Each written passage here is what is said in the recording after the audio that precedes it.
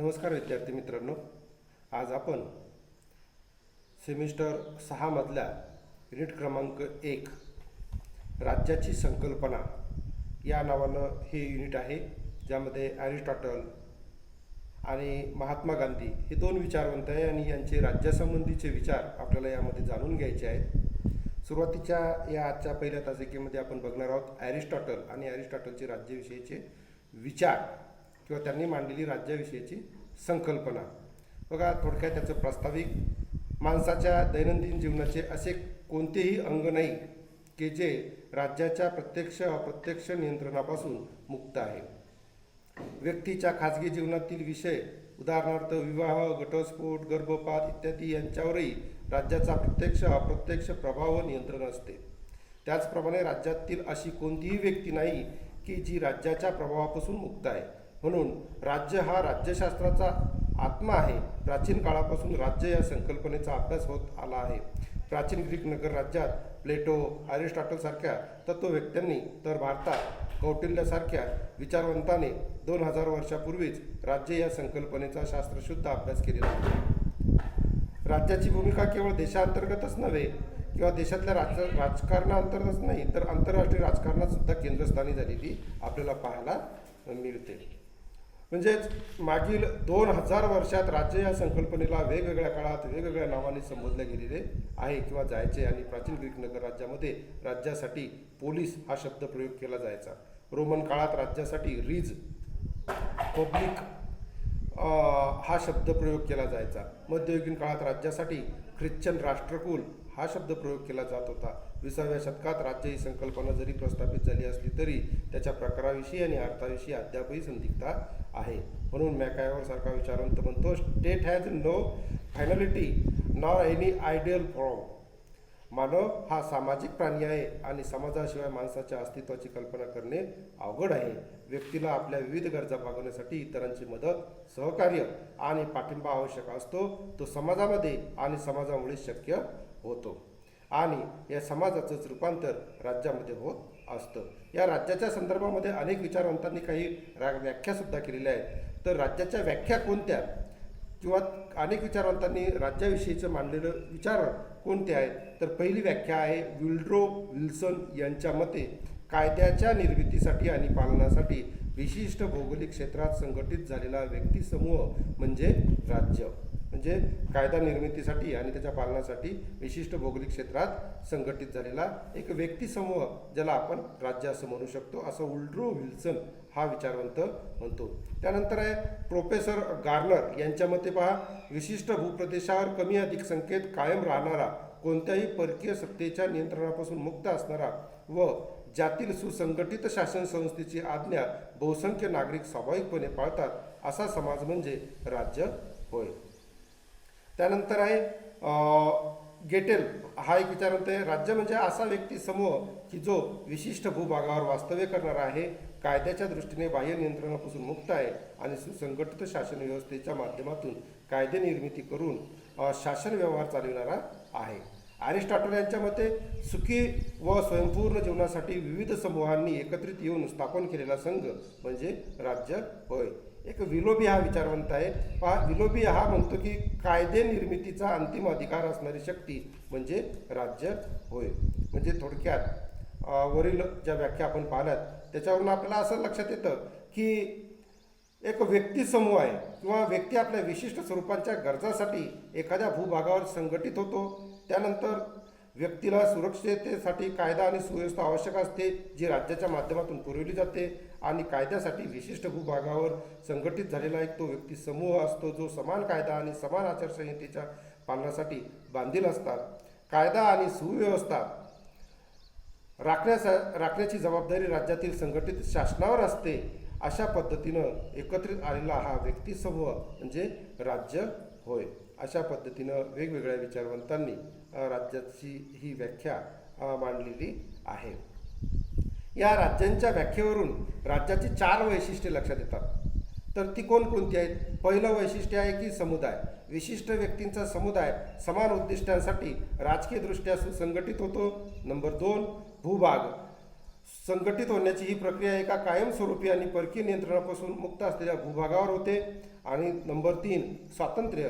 व्यक्तींचा हा समुदाय राज्याशिवाय इतर बाह्य नियंत्रणापासून मुक्त असतो. आणि नंबर 4, शासन, ज्याला कायदा आणि सुव्यवस्था राखण्याचे कार्य संघटित शासनाकडून घडत असते. अशा पद्धतीनं या 4 घटकांच्या माध्यमातून राज्य नावाची ही संकल्पना तयार होत असते. तर बघूया या राज्यासंबंधीचे जे विचार आहेत थोडक्यात या ॲरिस्टॉटल या विचारवंताचे. तर ॲरिस्टॉटल या विचारवंतांनी राज्यासंबंधीचे कोणकोणते विचार आपल्या या विवेचनामध्ये मांडलेले आहेत. त्याचा ॲरिस्टॉटलचा थोडक्यात आपण परिचय बघू. सुरुवातीला ॲरिस्टॉटलचा जन्म इसवी सन पूर्व 384 स्टॅजिरिया येथे झाला. त्याचे वडील निकोमॅकस वैद्यकीय व्यवसायात होते आणि ते मॅसिडोनियाच्या राजदरबारात राजवैद्य होते. त्याची आई आयोनिक विभागात युबियानमधील कॅल्सिस या गावाची होती आणि वयाच्या 17व्या वर्षी तो ग्रीक संस्कृतीचे माहेरघर असलेल्या अथेन्सला गेला आणि प्लेटोच्या अकॅडमीचा सदस्य बनला. तेथे त्याने 20 वर्षे अध्यापन केले. प्लेटोच्या मृत्यूनंतर म्हणजे इसवी सन पूर्व 347 त्याने अथेन्स सोडले. त्यानंतर तो ॲसॉस येथे गेला. तेथे त्याने जीवशास्त्राचा अभ्यास केला. इसवी सन पूर्व 343 तो मॅसिडोनियाचा राजा सिकंदर याचा सल्लागार व शिक्षक होता. याच काळात त्याने अथेन्स शहरात स्वतःच्या तत्त्वज्ञानाच्या अभ्यासासाठी विद्यालय सुरू केले. त्याच्या निर्भीड विचारामुळे अथेन्समध्ये त्याच्यावर अनेक आरोप झाले. त्यामुळे त्यांनी अथेन्स सोडले. अथेन्स सोडताना मी अथेन्समधील रहिवाशांना तत्त्वज्ञानाच्या विरुद्ध दुसऱ्यांदा अपराध करू देणार नाही, हा माझा दृढ संकल्प आहे, असे तो म्हणाला. आणि कॅल्सिस येथे इसवी सन पूर्व 322 त्याचा मृत्यू झाला. थोडक्यात या ॲरिस्टॉटल या विचारवंताची ग्रंथरचना आपण बघूया. ॲरिस्टॉटल याने भरपूर असे ग्रंथ आपल्या या दीर्घ आयुष्याच्या कालखंडामध्ये लिहिलेले आहेत, ज्यामध्ये अनेक विषयाचा त्याने अभ्यास केला, ज्यामध्ये नीतिशास्त्र, अध्यात्मशास्त्र, कला व काव्य, अर्थशास्त्र, राज्यशास्त्र, भौतिकशास्त्र, वैद्यकशास्त्र इत्यादी विषयावर त्याने लिखाण व अध्ययन केले. आणि त्याच्या प्रमुख ग्रंथातील काही ग्रंथ आपल्याला खालीलप्रमाणे थोडक्यात सांगता येतील, ज्यामध्ये राज्यशास्त्रात पॉलिटिक्स हा ग्रंथ लिहिलेला आहे. वारंवार आपल्याला ऑब्जेक्टिव्हमध्ये विचारला होता की पॉलिटिक्स हा ग्रंथ कोणी लिहिला, तर ॲरिस्टॉटल या विचारवंतांनी लिहिलेला आहे. त्यानंतर द कॉन्स्टिट्यूशन, त्यानंतर युडिएमस किंवा सोल, त्यानंतर पोएटिक्स, तर्कशास्त्र व दर्शनशास्त्रात त्यांनी फिजिक्स, त्यानंतर De Anima, problematic physics, categories, interpretation, the posterior analytics, the topics. भौतिकशास्त्रात त्यांनी मेट्रोपॉलॉजी, शरीरशास्त्रात त्यांनी हिस्ट्रीज ऑफ ॲनिमल्स यासारखी ग्रंथसंपदा त्याच्या नावावर आहे. त्याच्या ग्रंथांची संख्या जवळजवळ 400पर्यंतची आहे. आता हा जो विचारवंत आहे, या विचारवंतांनी राज्यासंबंधीचे काही आपले विचार त्याने स्पष्ट केलेले आहे, ज्यामध्ये तो म्हणतो की या विचारवंताचे आपण आता हे राज्यासंबंधीचे विचार बघूया. बघा, मानवाने ज्या संस्था निर्माण केल्या त्या संस्थांमध्ये राज्य ही सर्वश्रेष्ठ संस्था आहे, असे अरिस्टॉटल मानतो. राज्याची उत्पत्ती केवळ जीवन जगण्यासाठी झाली नसून चांगले जीवन जगता यावे यासाठी झालेली आहे, असे तो सांगतो. राज्य या संस्थेचा उद्भव कुटुंब संस्थेतून झाल्याचे अरिस्टॉटलचे मत आहे. अरिस्टॉटलचे राज्यविषयक विचार आपल्याला थोडक्यात खालीलप्रमाणे सांगता येतील. पहा, नंबर 1, राज्य ही एक स्वाभाविक मानवी संघटना आहे. अरिस्टॉटल म्हणतो की राज्याविषयीचे विचार पॉलिटिक्स या ग्रंथामध्ये त्यांनी आपल्या पहिल्या भागात मांडले आहे आणि त्याच्या मते राज्य काळाच्या ओघात हळूहळू विकसित झाले आहे. राज्य ही एक स्वाभाविक संस्था असून राज्य विकास प्रक्रियेचा अंतिम परिणाम आहे, असं तो या ठिकाणी म्हणतो. ऐतिहासिक विकासाच्या प्रक्रियेत सर्वप्रथम कुटुंब निर्माण झाले आणि कुटुंब संस्था ही मानवाच्या प्राथमिक गरजा भागवणारी संस्था होती. या संस्थेत कुटुंब प्रमुखाच्या आज्ञेचे पालन करावे लागत असे, तसेच संपत्तीचे संरक्षण केले जात असे. कुटुंब संस्थेमधून ग्राम निर्माण झाले. गावातील आर्थिक व राजकीय उणिवामुळे अनेक गावे एकत्र येऊन राज्याची निर्मिती झाली. असा एक स्वाभाविक संघटन असल्याचं अरिस्टॉटल राज्य या संकल्पनेच्या संदर्भामध्ये आपले मत मांडतो.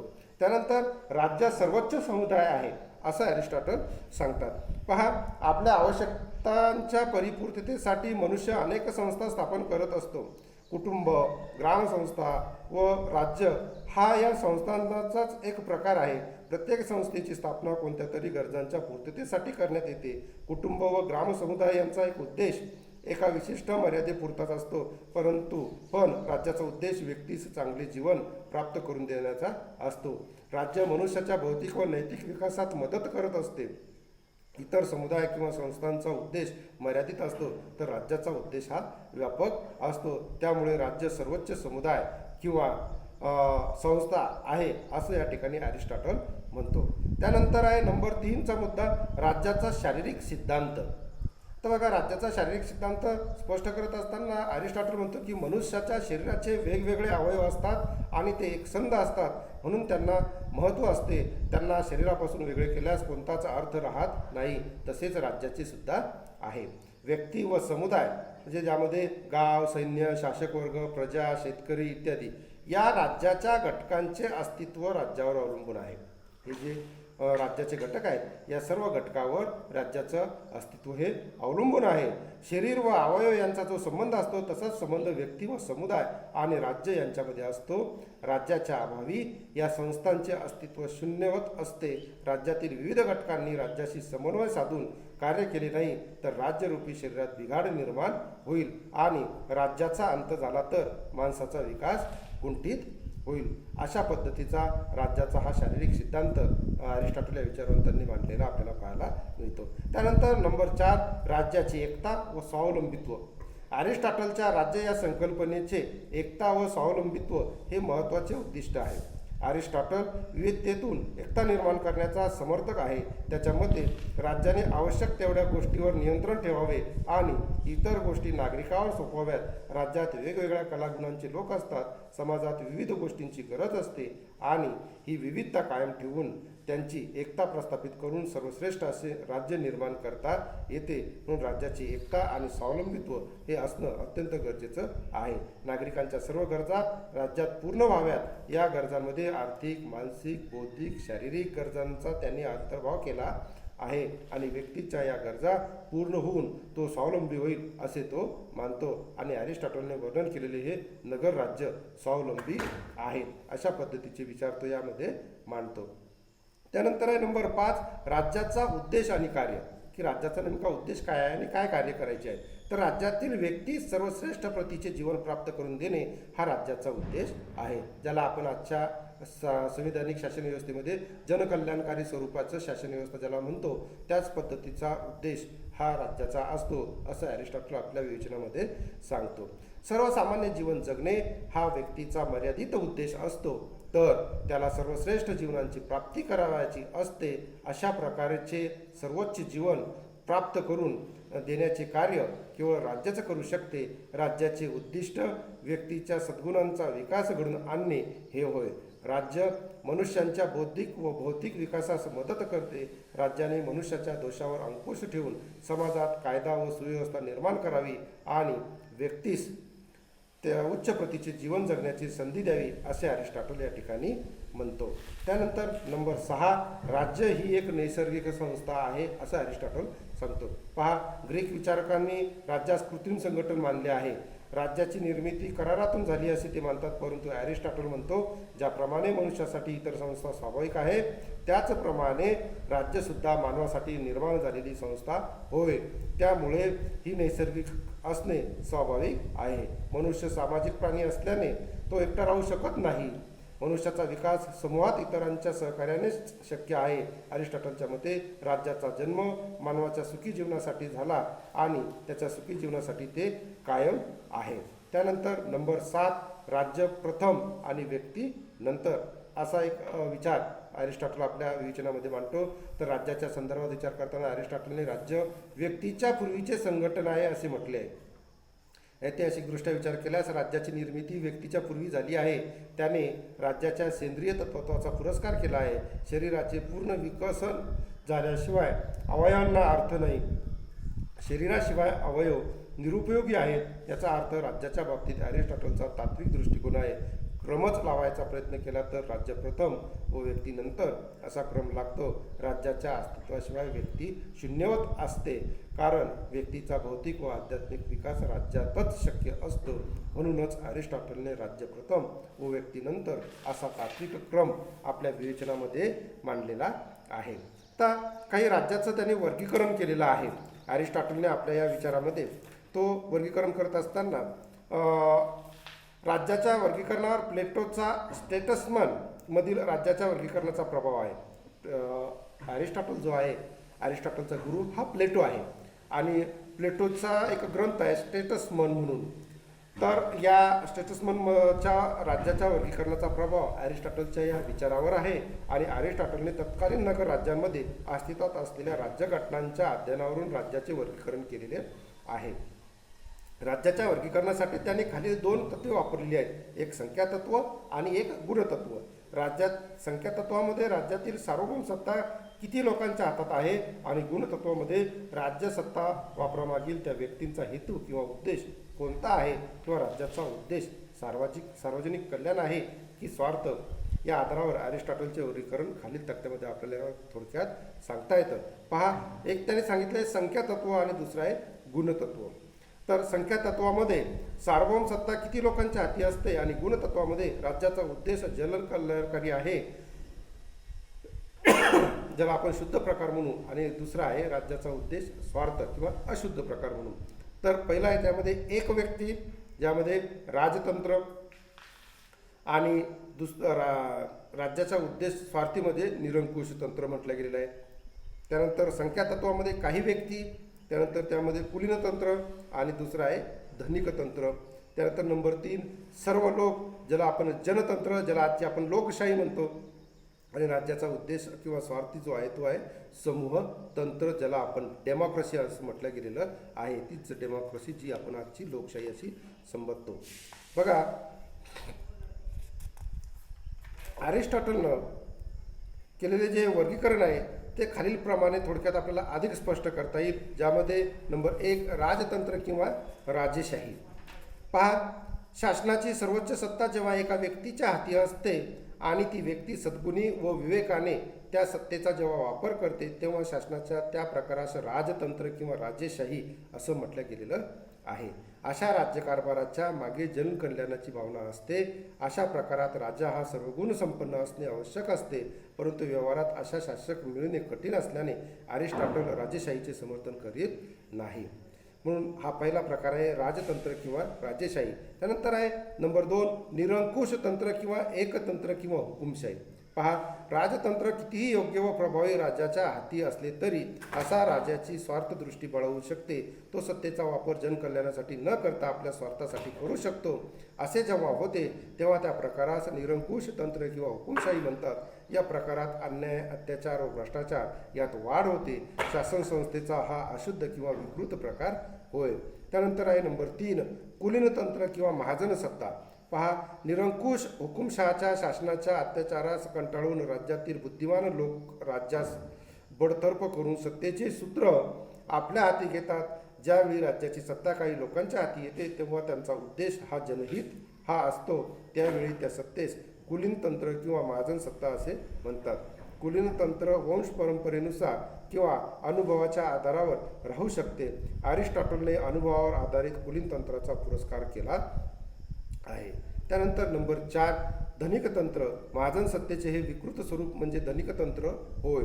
कुलीनतंत्रातील राज्यकर्त्यांना सत्तेची लालसा व संपत्तीची हाव जेव्हा निर्माण होते तेव्हा धनिकतंत्र निर्माण होते. सत्तेचा उपयोग ते स्वार्थासाठी करू लागतात, त्यामुळे जनहिताकडे त्यांचे दुर्लक्ष होते. धनिक अधिक श्रीमंत होतात तर गरीब अधिकाधिक गरीब या ठिकाणी होत जातात. त्यानंतर नंबर 5चा मुद्दा जनतंत्र किंवा मर्यादित लोकसत्ता किंवा घटनात्मक लोकशाही. पहा, या प्रकारात शासन संस्थेची अंतिम सत्ता जनतेच्या हाती असते. या प्रकारात जनता आपले प्रतिनिधींची निवड करतात. ते लोकांच्या कल्याणासाठी शासन संस्था राबवतात. सर्वसामान्य लोकांचे हित हा शासनाचा उद्देश असतो. या पद्धतीत सुवर्ण मध्य काढला जातो, कारण यात धनिक तंत्र व एकतंत्राचे दोष टाळले जातात. अरिस्टॉटलला शासनाचा हा सर्वोत्तम प्रकार असा वाटतो, ज्याला आपण जनतंत्र किंवा मर्यादित लोकसत्ता किंवा घटनात्मक लोकशाही संबोधू शकतो. त्यानंतर शेवटी नंबर 6 समूहतंत्र किंवा लोकशाही किंवा समूह सत्ता. जनतंत्राचा विकृत प्रकार म्हणजे समूहतंत्र होय. जेव्हा जनतेमध्ये फूट पडते, अज्ञानी जनता सत्तेचा गैरवापर करते, तेव्हा शासनाचे स्वरूप विकृत होते. समूहतंत्रात जनकल्याणाची जागा शासकाचे कल्याण घेते, कायदा गोल ठरतो. सत्तेचा हा अत्यंत हीन प्रकार तो मानतो. समूहतंत्राला कंटाळून एखादी कर्तृत्ववान व्यक्ती आपल्या हातात सत्ता घेते आणि पुन्हा राजेशाहीची स्थापना करते. अशा रीतीने चक्रकार पद्धतीने परिवर्तन हे चक्र सुरू राहते, असे अरिस्टॉटल या ठिकाणी म्हणतो. आता या राज्याच्या वर्गीकरणावरील काही आक्षेपही आहेत, जे वेगवेगळ्या विचारवंतांनी हे आक्षेप घेतलेले आहेत. त्यामधला पहिला आक्षेप किंवा पहिली टीका किंवा पहिला दोष जो आहे तो आहे, हे राज्याचे नसून शासनाचे वर्गीकरण आहे. अरिस्टॉटलचे जे वर्गीकरण केवळ शासनाचे वर्गीकरण आहे, कारण राज्यामध्ये लोक, भूप्रदेश, सरकार, सार्वभौमत्व हे आवश्यक घटक असतात. अरिस्टॉटल या घटकांचा विचारच करीत नाही. त्या काळात राज्य व शासन यात भेदभाव केला जात नसावा, त्यामुळे अरिस्टॉटलने राज्याचे वर्गीकरण असा शब्दप्रयोग केला आहे. अशी एक टीका, टिप्पणी किंवा दोष या अरिस्टॉटलच्या विचारामध्ये मांडला गेलेला आहे. त्यानंतर नंबर 2 सार्वभौम सत्ता अहस्तांतरित असते. आधुनिक काळात सार्वभौम सत्ता नष्ट होते म्हणजे राज्य नष्ट होणे असे मानले जाते. तथापि अरिस्टॉटलच्या परिवर्तन चक्रात सार्वभौम सत्ता नष्ट होत नाही, तर तिचे रूपांतर दुसऱ्या सत्तेत होते. त्यामुळे त्याने केलेले सार्वभौम सत्तेचे हस्तांतरण आज मान्य करता येत नाही. आणि शेवटी नंबर 3 वर्गीकरण यांत्रिक पद्धतीचे आहे. म्हणजे अरिस्टॉटलचे वर्गीकरण यांत्रिक पद्धतीचे आहे असा आक्षेप त्याच्या वर्गीकरणावर घेतला जातो. त्याने गुणवत्तापेक्षा संख्यातत्वास अधिक महत्त्व दिल्याचे टीकाकार म्हणतात. तथापि या आक्षेपात तथ्य वाटत नाही. अरिस्टॉटलने राज्याचा विचार नैतिक व आध्यात्मिक पातळीवर केला आहे, म्हणून त्याने गुणतत्वाकडे दुर्लक्ष केले असे म्हणता येत नाही. अरिस्टॉटलच्या वर्गीकरणावर आज टीका होत असली तरी त्याबद्दल त्यास दोषी ठरविणे चुकीचे आहे. नगर राज्याच्या पार्श्वभूमीवर त्याच्या वर्गीकरणाचा विचार केला पाहिजे. राज्यघटना किंवा शासन यंत्रणेच्या वर्गीकरणाचा असा सर्वप्रथम अभ्यास त्याने केला. त्यामुळे त्याच्या वर्गीकरणाचे महत्त्व आजच्या घडीला सुद्धा कायम स्वरूपाचे आहे. असे विचार राज्याच्या संदर्भामध्ये अरिस्टॉटल या विचारवंतांनी मांडलेले आहे. आणि साहजिकच असे विचार मांडल्यामुळं अरिस्टॉटल या विचारवंताला राज्यशास्त्राचा जनक असं म्हटलं गेलेलं आहे. म्हणून हा विचारवंत संपतो. आजच्या तासिकेला हा भाग आपला या ठिकाणी संपलेला आहे. या संदर्भात आपल्याला काही अडचण असेल तर निश्चित आपण मला आपल्या ग्रुपच्या माध्यमातून विचारू शकता. आपण या ठिकाणी थांबू. थँक्यू.